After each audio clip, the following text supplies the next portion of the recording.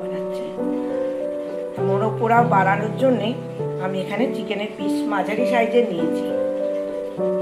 তোমরা চাইলে আরও বড় বা থাই পিসগুলোও নিতে পারো। তো আমার কাছে যেরকম পিস ছিল আমি সেই দিয়েই করছি। তা মোরগ পোলাও বানাতে গেলে প্রথমে এটাকে মানে চিকেনটাকে ম্যারিনেট করতে হবে।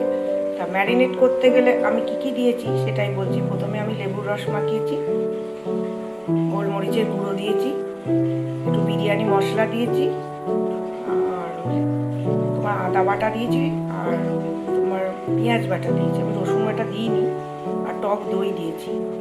দিয়ে আমি এখানে 1 ঘন্টার মতো একটু ম্যারিনেট করতে দিয়ে দিয়েছি।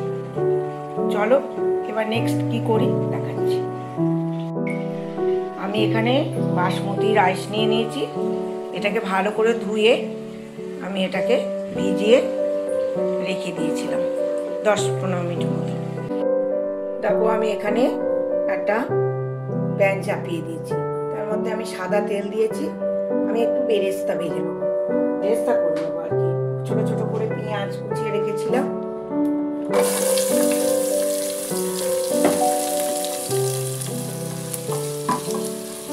আমি আগে পেঁয়াজগুলোকে ভালোভাবে বেরেস্তা করে নিয়ে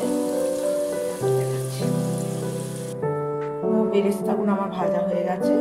আমি এবার এই তেলে আর তেল দিয়ে এর মধ্যে একটু ঘি দিয়ে দিলাম। ঘিটা গরম হলে আমি এর মধ্যে একটু যে আমি গোটা গরম মশলা রেখেছিলাম একটুখানি, তোমার লবঙ্গ, এলাচ, দারচিনি, তেজপাতা আর গোলমরিচ, এর মধ্যে জয়িত্রী জায়ফল গুঁড়ো দেওয়া, মানে জয়িত্রী জায়ফলও দেওয়া যায়, আমার কাছে নেই, দিতে পারলাম না। তারপর ফোড়নটা হয়ে গেছে। আমি যে চিকেনটা ম্যারিনেট করে রেখেছিলাম এর থেকে সমস্ত মানে যে কাইটা মানে ম্যারিনেশনের যে গ্রেভিটা ওটাকে সরিয়ে রেখে চিকেনগুলোকে এর মধ্যে দিয়ে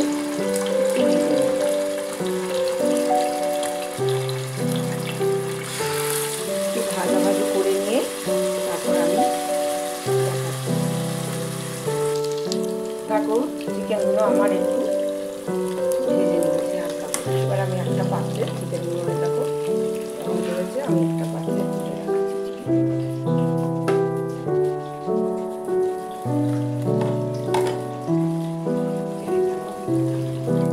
তেলটার মধ্যে আমি একটু পেঁয়াজ বেটে রেখেছিলাম, পেঁয়াজ বাটা তোমরা চাইলে রসুন বাটা ইউজ করতে পারো। আমি রসুন বাটা দিই। পেঁয়াজটাকে এবার দুটো পেঁয়াজও দিতে পারো, আমি পেঁয়াজটা বেটেছি। পেঁয়াজটাকে ভালো করে একটু নাড়ানাড়ি করে নিয়ে এর মধ্যে আমি আদা বাটা দিয়েছি। এর মধ্যে আমি একটু আদা বাটা দিয়ে দিলাম। ভালো করে পেঁয়াজ আর আদা বাটাটা ভালো করে কষিয়ে নেবো, এই কাঁচা গন্ধটা চলে যাওয়া। এর মধ্যে আমি সেই ম্যারিনেশনের যে গ্রেভিটা ছিল এটা দিয়ে দিচ্ছি। ভালো করে নাড়তে থাকবো আমি। এবার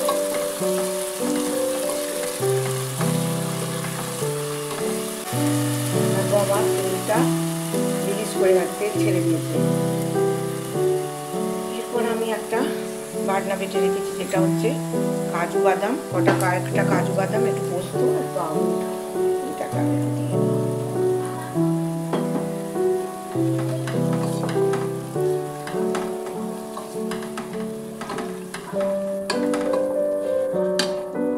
দেখো আমার গ্রেভিটা তেল ছেড়ে দিয়েছে। এবার আমি চিকেনগুলো এর মধ্যে অ্যাড করে দেবো। ভেজে রাখা চিকেনগুলোকে এর মধ্যে দিয়ে দেবো। দেখো চিকেনগুলোকে আমি দিয়ে দিয়েছি। এবার আমি এর মধ্যে অল্প একটু জল দিয়ে দেবো। চিকেনগুলো সেদ্ধ হওয়া অবধি অপেক্ষা করব। চিকেনের মধ্যে আমি জল অ্যাড করলাম অল্প একটুখানি। চিকেনগুলো একটু সেদ্ধ হয়ে আসবে, তারপরে আমি একটা ঢাকনা দিয়ে 10 মিনিটের জন্য চিকেনগুলোকে একটু সেদ্ধ করতে দিচ্ছি। নুন একবার ম্যারিনেশনের সময় দিয়েছিলাম, কিন্তু আর একবার নুন দিতে আমি ভুলে গেছি। একটু নুন দিয়ে দিচ্ছি, অল্প করে নুন দিয়ে দিচ্ছি, দিয়ে চাপা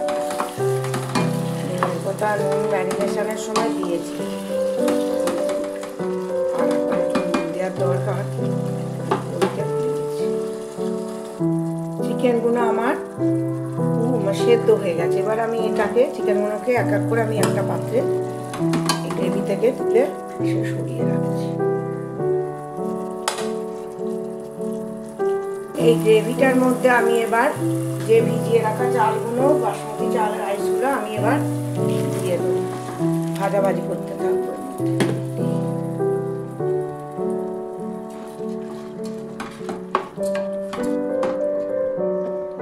যতক্ষণ না বুঝতে পারি যে এটা ভাজা হয়ে গেছে ততক্ষণ আমি নাড়তে থাকবো।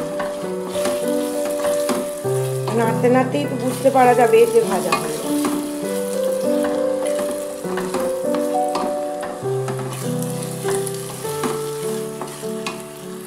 চালগুলো আমার ভাজা হয়ে গেছে। এবার আমি এর মধ্যে যে কাপের মাপ করে আমি চাল নিয়েছিলাম, 1 কাপ চাল নিয়েছিলাম, মানে 1 কাপ যদি চাল নাও তাহলে 2 কাপ জল দিতে হবে। আমি 2 কাপ জল দেবো না, আমি 1/2 কাপ এর মধ্যে দুধ মেশাবো। দেখো আমি গরম জল করে রেখেছিলাম, 1 কাপ দিয়ে দিলাম আর 1/2 কাপ জল দেবো। এর মধ্যে আমি 1/2 কাপ দুধ দিলাম, ওর 2 কাপই হলো তার মানে। আর গরম দুধ দেবে, চাল দেওয়া গরম। এবার আমি এর মধ্যে নুন দেবো, নুন দিয়ে চাপা দিয়ে দেবো। এর মধ্যে আমি নুন দিয়ে দিয়েছিলাম, দিয়ে আমি এবার এর মধ্যে চালটা সেদ্ধ হওয়ার জন্যে আমি একটু লিডটা চাপা দিয়ে দিচ্ছি। দেখো আমার ভাতটা রেডি হয়ে গেছে। এবার আমি এটা থেকে অর্ধেক ভাত একটা পাত্রে তুলে নেব। এর মধ্যে আমি এবার চিকেনগুলোকে সাজিয়ে দেবো। দেখো আমি এর মধ্যে ভাতের ওপরটায় আমি চিকেনগুলো সাজিয়ে দিয়েছি, আর 2টো ডিম দিয়ে দিয়েছি, 2টো লঙ্কা, কাঁচা লঙ্কা আর একটু গরম মশলা দিয়েছি। আমার কাছে এখন আপাতত ওই গোলাপ জল কোনো কিছু নেই, নাহলে ওগুলো গোলাপ জল দিলে ভালো হয়।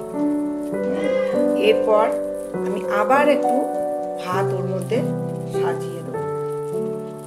দেখো আমি এর মধ্যে বেরেস্তা সমস্ত কিছু আর একটা লেয়ার ভাত দিয়ে করে দিয়েছি। দিয়ে এবার এটাকে 10 মিনিটের মতো একটু ঢাকা চাপা দিয়ে দম দিয়ে দেবো। এর তলায় চাইলে একটা চাটুর ওপর বসাতে পারো, আর যদি মনে করো মোটা চাদরের কোনো তোমার ফ্রাইং প্যান হয় বা করা হয় তাহলে তুমি এটাও বসাতে পারো। আমার চাদরটা মোটা আছে এই বাসনটার, ওই জন্য আমি এটাকে আর কোনো